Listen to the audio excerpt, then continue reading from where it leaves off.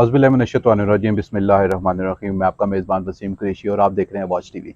और watch TV पे जैसे आप जानते हैं कि हम मुख्तलिफ मेहमानों को मदऊ करते रहते हैं, लेकिन अक्सर औक़ात तो ये होता है कि सियासतदानों से आपकी मुलाकात होती है, मुख्तलिफ हेड ऑफ़ डिपार्टमेंट से हम मुलाकात करवाते हैं।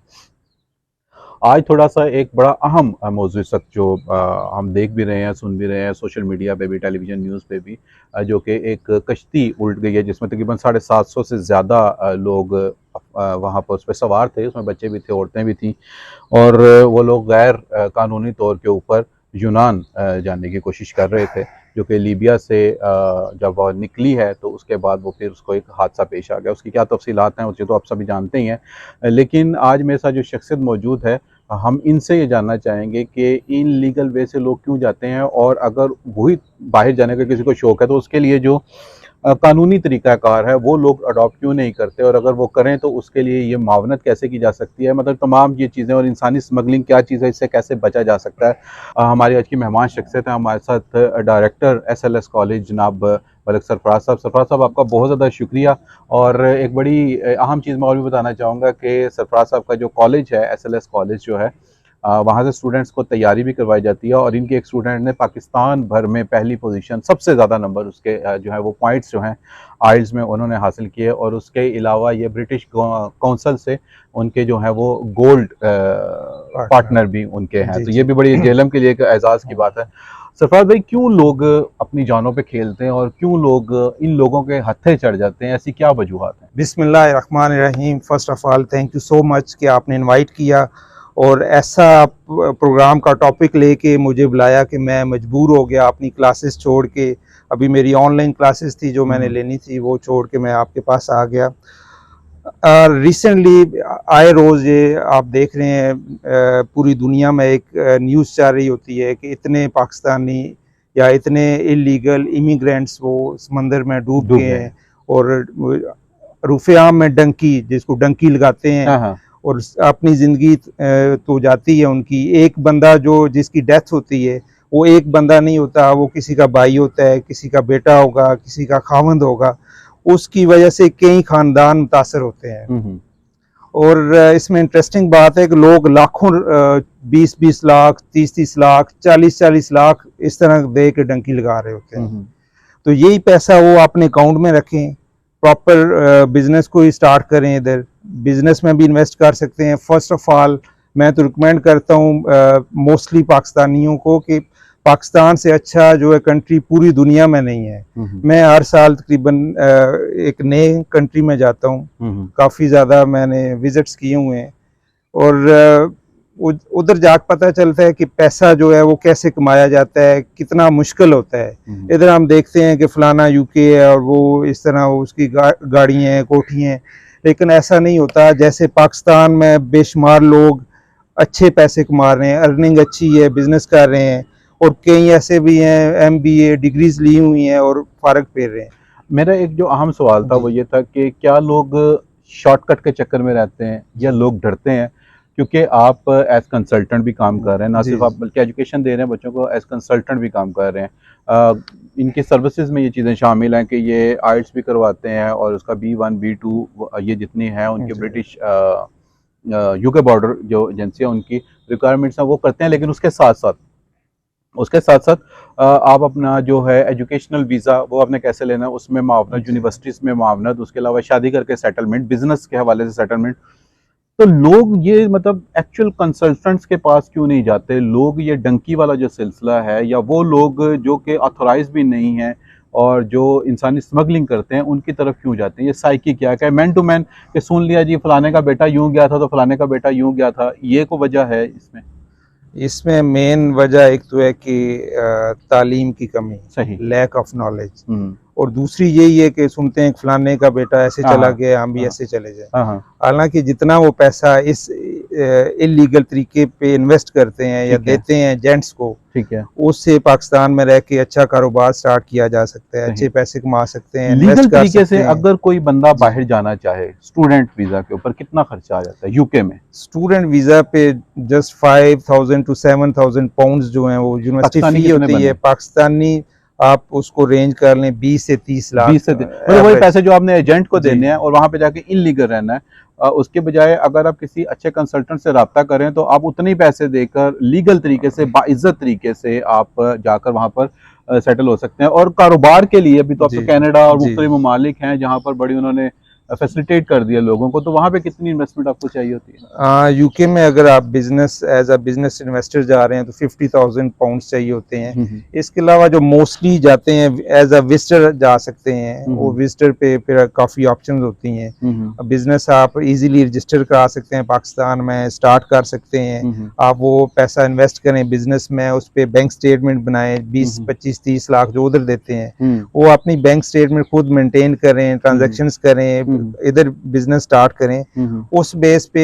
इजीली आपको विजिटर वीजा मिल सकता है। सही। इवन के यूके का, यूरोप का, कनाडा का, आप 2-3 कंट्रीज का ट्रेवल करें, छोटे कंट्रीज का जैसे दुबई वगैरह, तुर्की है, थाईलैंड, मलेशिया, हिस्ट्री आपने एक ट्रेवल हिस्ट्री बनाएं। ठीक है। और वही पैसा जो आपने जेंट्स को देना है वो अपने उसकी बैंक स्टेटमेंट बनाएं, ट्रांजैक्शंस करें, इवन के कारोबार स्टार्ट कर लें। आप बिल्कुल एक ही ऑप्शन ना रखें, बाहर ही जाना है। मोस्टली जो है क्रेज होता है उन्हें यही होता है कि बस मैं बाहर जाना है। इसमें अभी तकरीबन पाकिस्तानी कोई 200 कोई 70-75 के करीब जो है वो नौजवान या हमारे जो शहरी हैं, हमारे पाकिस्तानी हैं, वो अपनी जानों से गए हैं।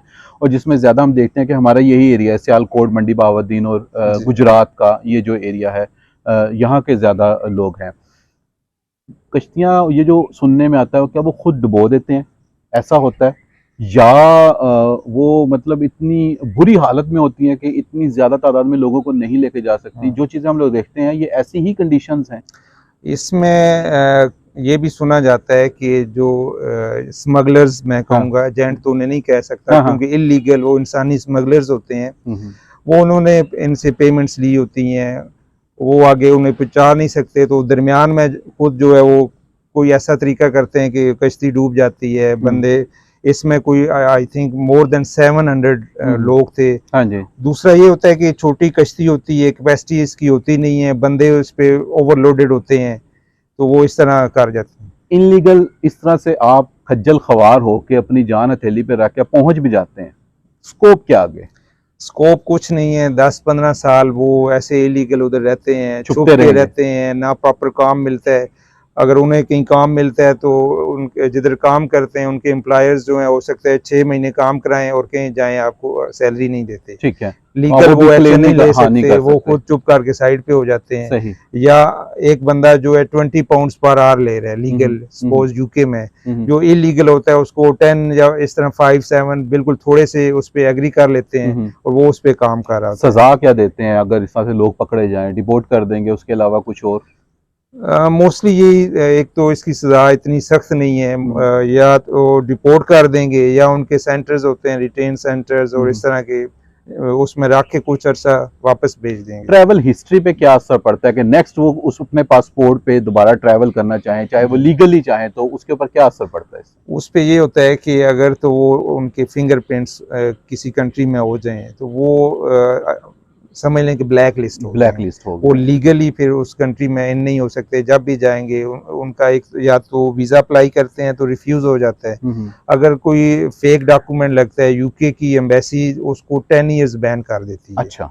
इसी तरह जो डिपोर्ट होते हैं उनका डाटा होता है, जब भी वो अप्लाई करेंगे उनका वीज़ा ऑटोमेटिक रिफ्यूज़ हो जाता है। और जब वो डिपोर्ट होकर पाकिस्तान आएंगे, चाहे वो सफारत खाने के थ्रू आए, तो यहाँ पे फिर FIA उन्हें पकड़ लेगी। FIA पकड़ लेगी और उसको वो एक लादा केस में डाल देंगे। अगर इस्लामाबाद आते हैं तो वो अडयाला जेल में भेज देंगे और इधर वो FIA के केसेस वगैरह में उसमें वो उसको भुगतना। अच्छा सरफराज साहब, अभी हाल ही में आपने विजिट भी किया है यूके का, बड़ा भरपूर विजिट आपने किया। मैं वो भी जानना चाहूँगा कि उसका मतलब मुख्तसरन हमारे देखने वालों को बता दें कि वो क्या था और उसका फ़ायदा क्या होगा हमारे देखने वालों को। इसमें रिसेंटली मैंने विज़िट किया है, कोई 2 to 3 मंथ्स का विज़िट था, और मोर देन 20 सिटीज़ जो यूके के हैं उनका विज़िट था मेरा, जिसमें मैं डिफरेंट सिटीज़ में लॉर्ड मेयर से मीटिंग्स हुई, MP से मीटिंग हुई, मेयर्स में, काउंसिल्स में गया, जो पाकिस्तानी हाई कमीशन है लंदन उसका विज़िट था। इसके अलावा वेल्स के सेक्रेटरी ऑफ स्टेट और चैम्बर ऑफ कॉमर्स लंदन और वेल्स चैम्बर ऑफ कॉमर्स और इस तरह के डिफरेंट इसके मल्टी पर्पज़ से यूनिवर्सिटीज़ में गया मैं, कहीं में MOU साइन हुए, और मुख्तलिफ एरियाज़ में, मुख्तलिफ सिटीज़ में पाकिस्तानी जो उधर रह रहे हैं उनसे मिला। हर सिटी का एक उधर चेंज था सिस्टम। लंदन में 24 आवर्स हर चीज़ बिजी रहती है, ट्रैफिक वहाँ और उसके बाद कैम्ब्रिज गया, कैम्ब्रिज उसके टोटली ऑपोजिट था। बिल्कुल सही है। तो आप ये समझते हैं कि जो इस तरह के विजिट हैं ये उन लोगों के लिए जो डंकियां लगा के जाते हैं उनको मतलब गाइडलाइन के लिए अफादियत इनकी कोई है, कोई अहमियत है? डेफिनेटली इसी तरह कोई भी वीज़े लगवा सकता है जिसके पास पैसे हैं, बैंक में आपने रखे, उसकी बैंक स्टेटमेंट मेंटेन करे, प्रॉपर बिजनेस को स्टार्ट कर ले, जब वो थोड़ा वो रजिस्टर्ड हो बिल्कुल सही है। अच्छा, वर्क परमिट के लिए कितने पैसे चाहिए? वर्क परमिट के लिए यूके में अराउंड 20,000 पाउंड्स तक जो है वो पाकिस्तानी कितने हो गए? पाकिस्तानी 70 to 80 लाख के एक्सपेंस है। ठीक है। उसका एडवांटेज ये है कि एक बंदा फैमिली में वर्क परमिट करता है, उसका पार्टनर लाइक वाइफ और हस्बैंड स्पाउस वो भी उसी वीज़े पे जाता है, उसके जितने बच्चे हैं अंडर 18 वो भी उसी वीज़े पे जाते हैं। तो स्टूडेंट में भी ऐसा हो सकता है? स्टूडेंट पे पहले हो रहा था लेकिन अभी नेक्स्ट बैन लग गया है, जनवरी 2024 से ना वो नहीं हो सकता। सही। इस टाइम सबसे बेस्ट जो वीज़ा जा रहा है वो यूके का वर्क परमिट है। स्किल्स के लिए अगर आपके पास कोई स्किल्स हैं जी तो उसको भी कोई यूके गवर्नमेंट सपोर्ट करती है? हाँ, स्किल उसमें आ जाते हैं, जैसे कोई आईटी एक्सपर्ट है उसका वर्क परमिट है, इस तरह कंस्ट्रक्शन के उसमें भी खर्चा कम है? खर्चे तो है लेकिन इसमें ये एडवांटेज है कि 5 इयर्स स्टे के बाद ये जितने वर्क परमिट पे जाते हैं इनको इंडेफिनिट परमानेंट रेजिडेंस मिल जाती है। ठीक है। इनकी पूरी फैमिली को। और इसमें एक बंदा जो है वो तो कंफर्म जॉब पे जाता है, सही है। Second partner full time job के लिए अलाउ होता है, बच्चों की फ्री एजुकेशन होती है। सही है। प्रोग्राम के आखिर में हमारे देखने सुनने वालों के लिए आप कोई स्पेशली जिस तरह का ये इंसिडेंट हुआ और इससे पहले भी होते रहे हैं उनसे कैसे बचा जा सकता है, कोई मैसेज आप कन्वे करना चाहें?